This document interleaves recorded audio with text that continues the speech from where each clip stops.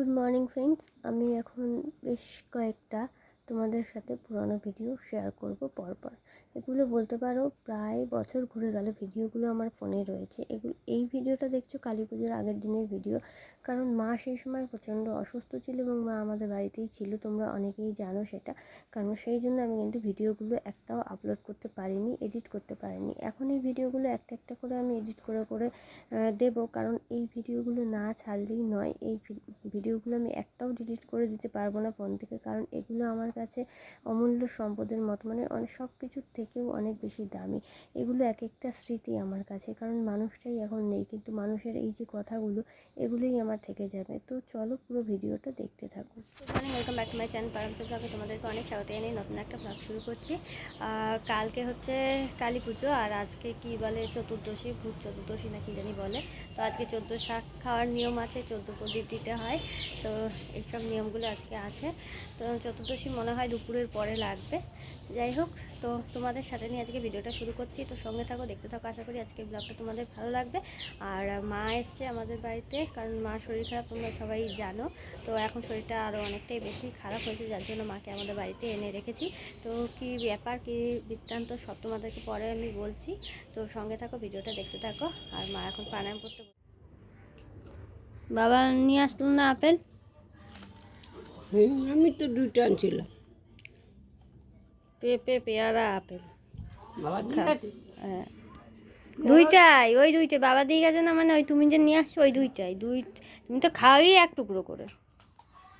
ব্যায়াম করার পরে মাকে সকালবেলায় একটু ফল কেটে দিই। তো মা সকালবেলা ফল খেয়ে তারপর ওষুধ খায়। দেখো কত ওষুধ, এতগুলো ওষুধ মাকে খেতে হবে, পরপর সব দেবো একটা একটা করে দেখে। আর একটুখানি ডালিয়া করেছি, এটাও খাবে। তারপর আমি দেখো মাকে খাইয়ে দাইয়ে এই যে বাইরে একটু রোদে বসেছে, আমি যাচ্ছি এখন একটু দোকানে। দেখো এখন বাজার থেকে আবার নিয়ে আসলাম পেঁপে, গাজর, বেগুন আর পটল। পতঞ্জলির থেকে এই মাজনটা নিয়ে এসেছি, এটা এনেছি মার জন্য। এই মাজনটা একটু ঝাল ঝাল, তো মার যে নেশাটা রয়েছে, মানে গুড়াক্কু মাজার যে নেশাটা রয়েছে সেটা ছাড়ানোর জন্যই কিন্তু এই মাজনটা আনা। আর রয়েছে শ্যাম্পু, আর এনেছি নুন। তো এই কটা জিনিস এনেছি পতঞ্জলির থেকে, তো সব জিনিস আনা কমপ্লিট।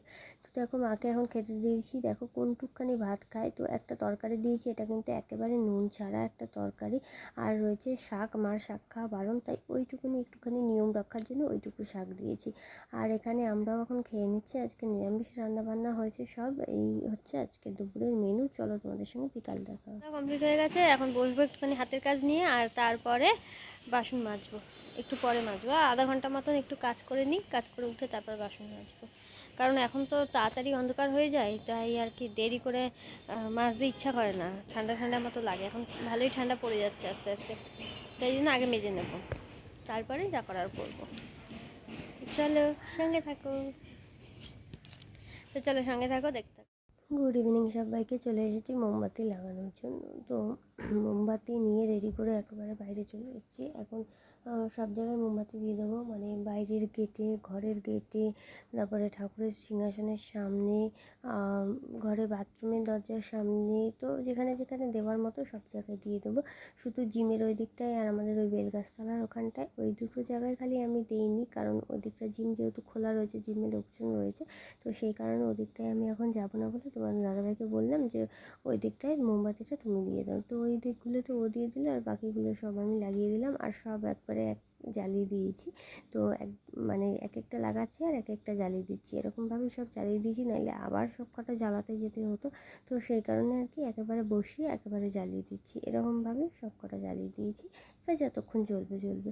তারপর আমি চলে গেছি ঘরে চা বানাতে, কারণ বাবা এসছে মাকে দেখার জন্য। তো যে কটা দিন মা এখানে ছিল প্রত্যেক দিনই কিন্তু বাবা এখানে আসতো। তো চাটা করে নিয়ে এখন মাকে দিই, আর আমরা চা খেলাম। আর মার চা তো আলাদা, মাকে তো আলাদা একটা আয়ুর্বেদিক চা আছে, সেটা করে দিই।